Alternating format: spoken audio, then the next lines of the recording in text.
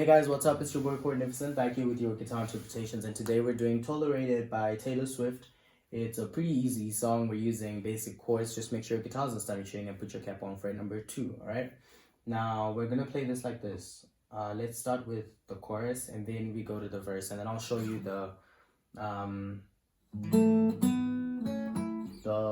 little picks and riffs that you can use for the song, okay?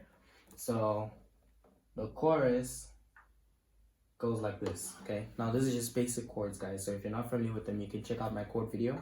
It has a detailed illustration, so you can learn them there and then come back to this video for your progressions. So this is G, and then C,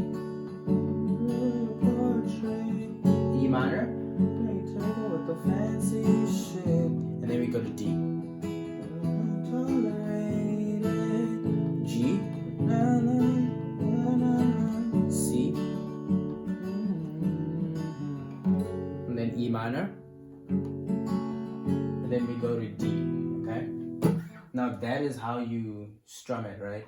And then for your verse, it's just C to D,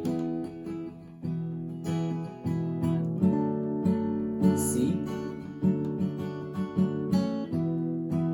to D. Okay, so you can play that as,